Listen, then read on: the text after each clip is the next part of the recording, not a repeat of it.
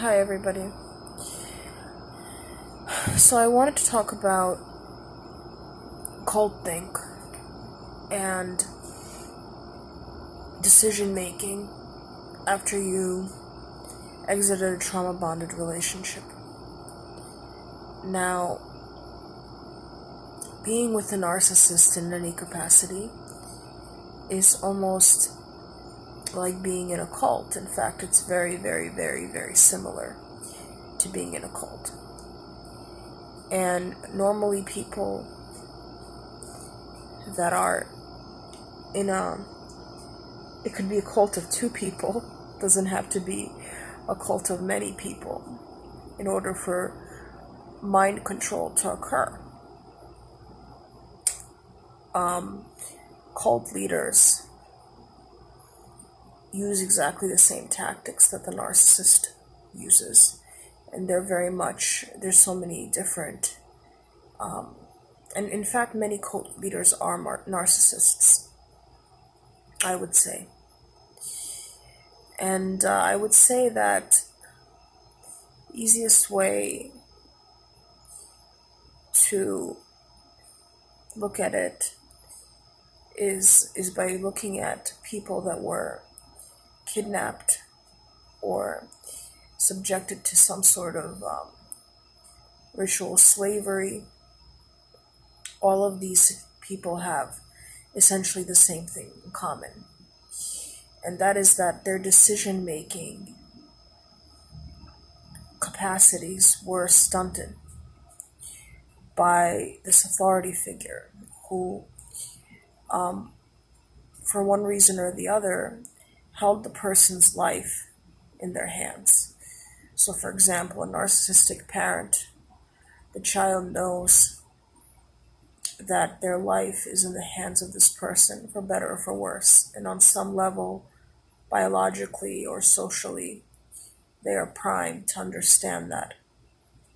And so, if that parent stunts the decision making of this person, of this child, then when they grow up, when they become adults, it'll be exceedingly difficult for them to make decisions for themselves because they are so used to using the parent as a referential point in order to gauge where they are, what they're doing, how they should act, etc.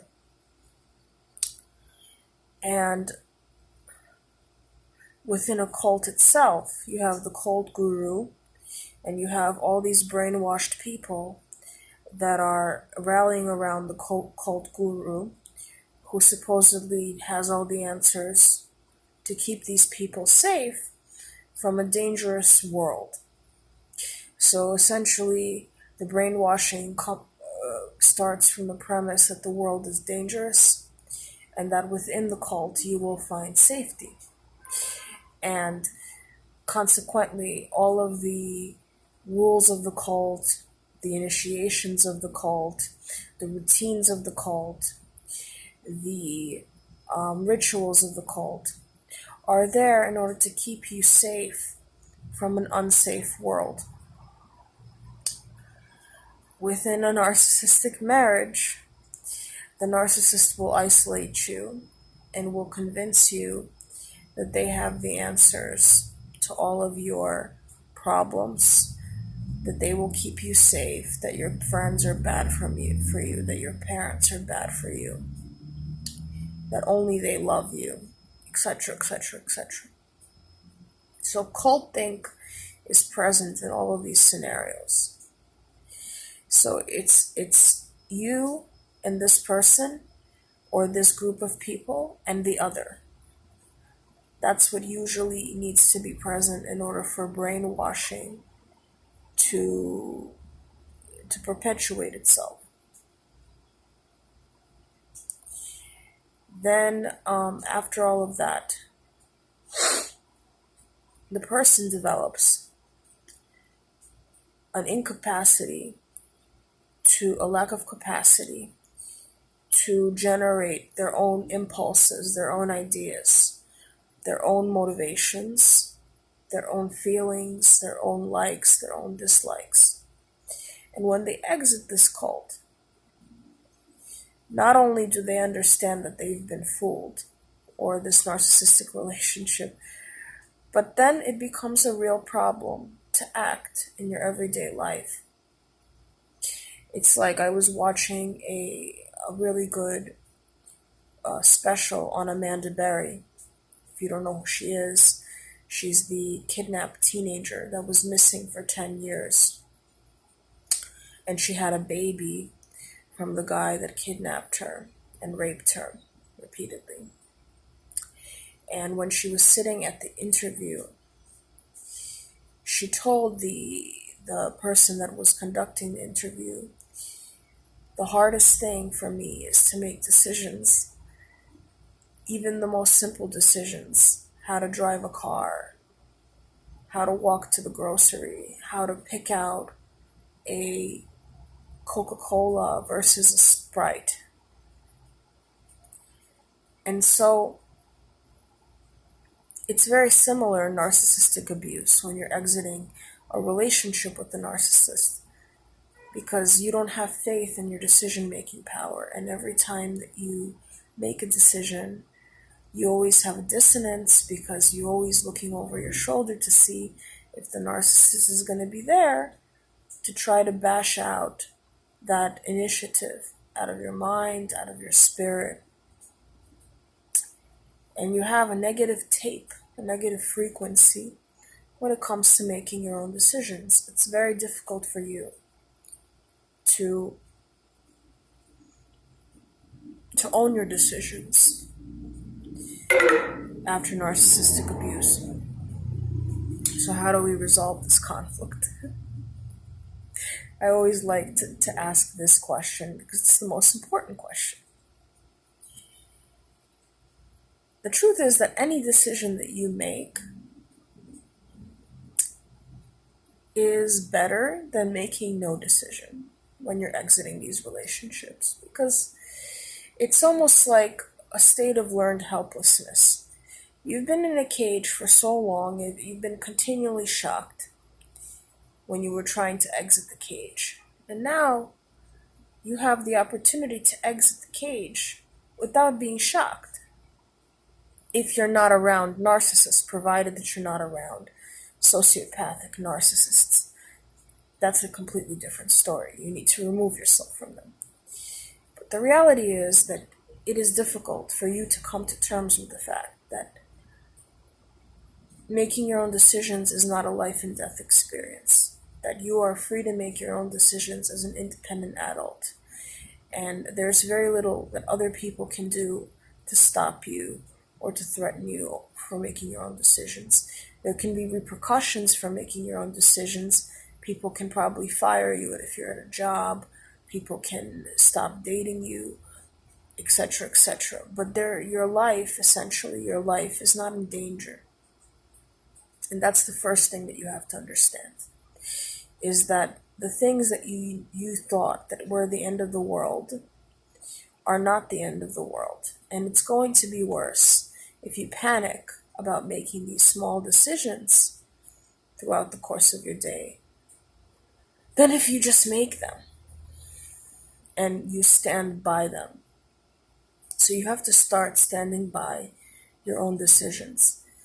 And just a lot of the time, victims of narcissism, they have dissociative tendencies. They have this tendency and this codependency on their environment, that they're so used to relying on the external environment to give them cues about what they're supposed to do, that it's very difficult for them to actually do things that are, it's not a funny matter. I don't know, I'm probably being jovial. It's kind of a nervous laugh, but it's very true. It's like you have dissociative tendencies. You tend to come home and schlep on the couch and watch some Netflix and go to sleep, as opposed to making decisions that will further you professionally or personally or things like that. So you have to start getting comfortable with that. So think of a few hobbies that you really want to learn. And every time you're faced with this predicament of, do I do this or do I not do this?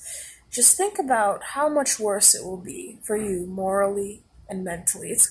Actually a regressive step for you not to make decisions. It's always better for you to do things than for you not to do things, because to do things is basically movement out of this cage, this invisible cage that has been put around you by the psychopath. Anything that you do, even if you fail at what you do, it's a step in the right direction, because the fact that you mobilized yourself and did something, even if it's not successful, is a step away from psychopathy. It's a step away from the cage. It's a step away from this cult thing, that this idea that the environment is superior to you, that the environment knows better than you, because we all know that that's not true. We all know that we figured out the environment, and we all know that a lot of people live in ignorance of these phenomena and live enslaved to sociopaths. So now it's your responsibility to make decisions for yourself and own them. That's the only way that you're going to break away from this cult think mentality that has been honed in to your skull for so long. You know, you're prone to relying on the external. And honestly, this community, as good as it is, and as valuable as it is, and as much as it's opened so many people's eyes to these phenomenon, is a sort of cult in and of itself, because it's a cult of anti-psychopathy, anti-narcissism.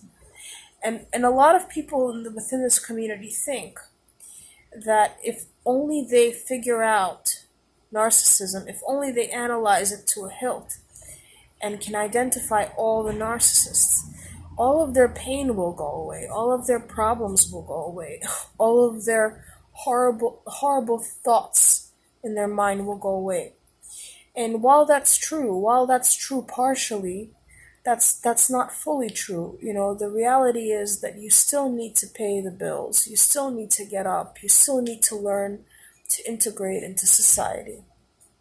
And the only way to do that is by testing yourself and to make decisions for better or for worse. So I encourage you to make decisions, and I support you in your decisions. And remember that every decision made by you, anyone, it can be as small as deciding to cook a certain dish over another dish, or could be as small as learning, like picking out a good outfit for yourself, or could be as large as getting a completely different hobby that you're doing constantly.